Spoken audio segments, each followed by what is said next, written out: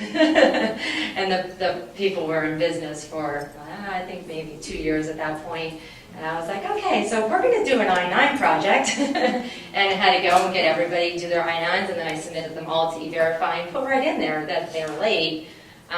Fortunately, there were no issues. There was none at all. It was a government contractor, which ironically, they should have been flagged 2 years before, so that makes me wary that the process isn't really working. But at least we got that fixed and said, okay, we did the good faith effort and figured this out.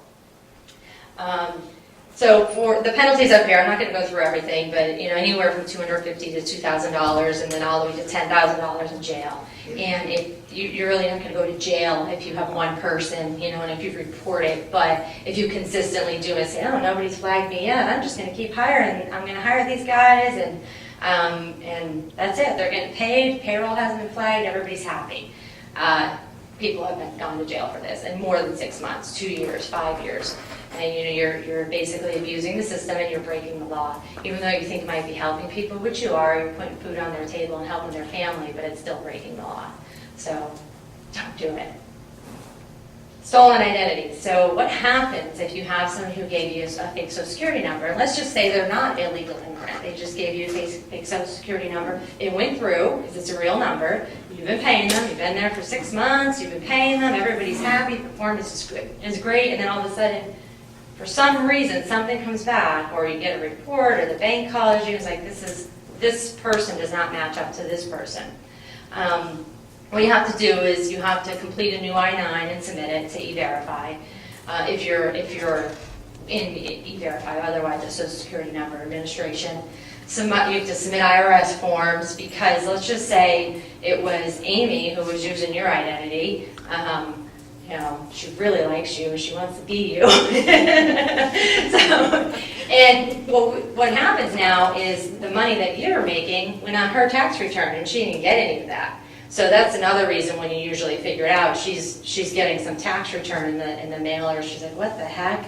So you have to submit tax returns, W-2Cs, W-3Cs.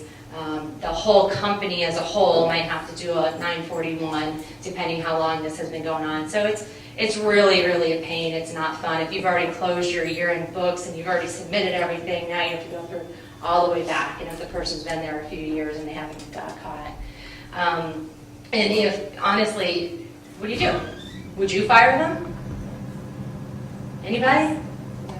Amy would fire them. I'd probably fire them too. It's a choice that people need to make. What if they're the best person that you have, and they're your salesperson, and they're making you money?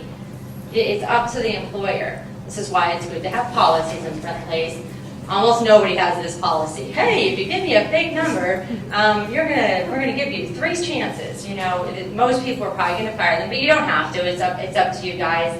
What I would recommend doing is to terminate them and make them reapply. And that way it goes through the whole process, and you cover yourself a little bit. But I personally probably wouldn't have them hang around, because what else are they lying about? Now, if it was something very simple, that it was an administrative error, then that's your fault for not submitting the I-9 or the E-Verify correctly. So that's a question that everybody needs to decide. Do I fire somebody for lying at me? Can you hear me now? Oh. Okay. Told you I didn't want to use this. He's making me.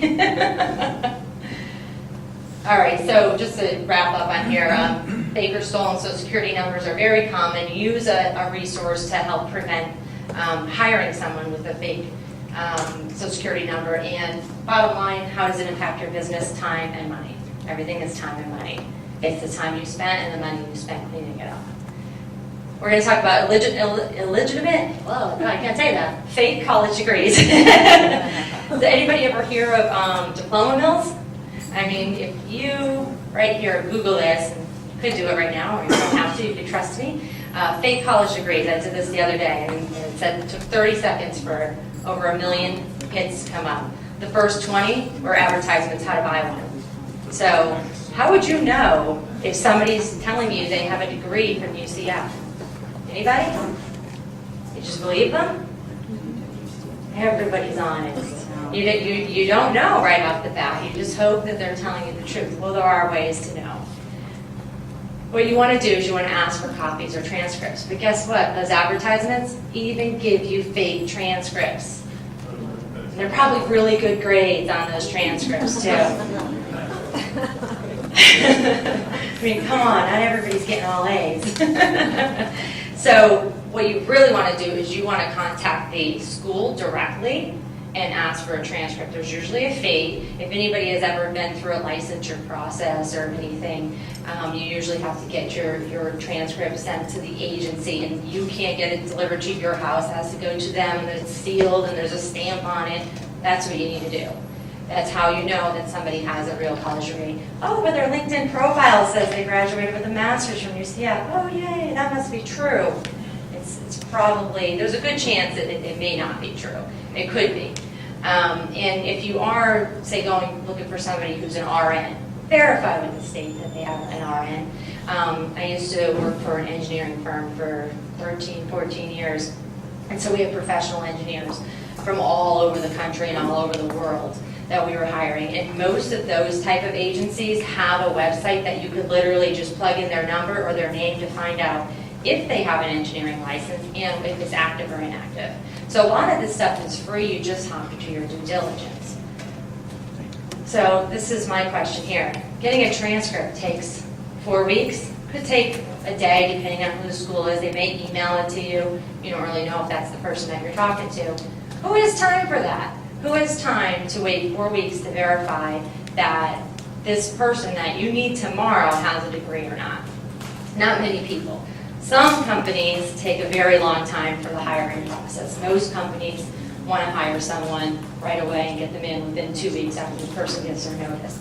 So what I would recommend doing is making sure your offer says contingent on background checks.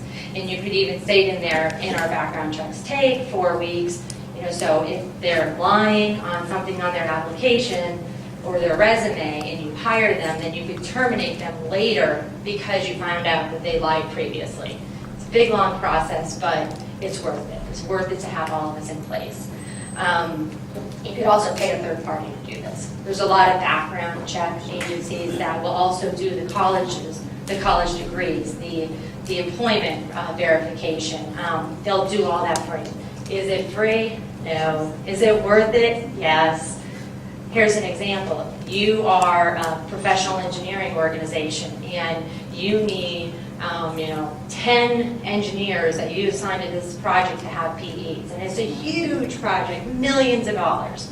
And then you find out when you're about to start the project that the one guy who you've assigned as a project manager does not actually have a PE. Probably would have been worth it that spend that $100 to do that actual check. Now you lose this million dollar project because you didn't do your due diligence. And sadly, I have seen this happen. It's usually, you're scrambling to find somebody else and put them in place, but the project's on hold and now you've lost money. So a lot of these things really do come together.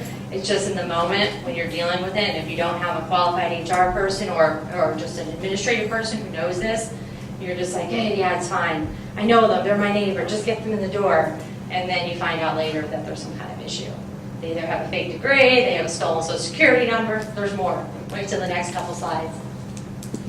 The other thing is if your policies are to give raises, promotions, tuition reimbursement based on college degrees, and you're not following up that they actually, well, they leave every Tuesday at 4 o'clock to go to class. Do they? So, you need to make sure that they're actually, what they're turning in and what they're telling you they got their degree in is accurate. So treat anybody who you're going to give a benefit to like you would a new hire and go through the whole sourcing and making sure they're actual. All right, so I'm going to skip through this. Resume lies. Anybody ever lie on their resume? No hands, please. I know. Everybody lies on their resume. It's a competitive market. People want a job. They need to make their resume look better than the next person. Lying, misleading, inflating, embellishing, exaggerating. It's all a lie. It's all a lie. I see people do it all the time. I'm sometimes looking at people's LinkedIn profiles and I'm like, yeah, right, sure you are. Sure you did this. They change the word to supervisor to director. well, this is what I thought I did, this is what I should have had, but none of it is actual. I have this, you probably can't see it too well from there, but how many people lie on their resumes? A lot of people lie on their resumes. And so it's very, very, very, very important to make sure you ask the correct questions in an interview. Because if you don't, and you don't ask the right questions. Do you have a question? Yeah. Oh, I thought you were telling me I was almost done. No.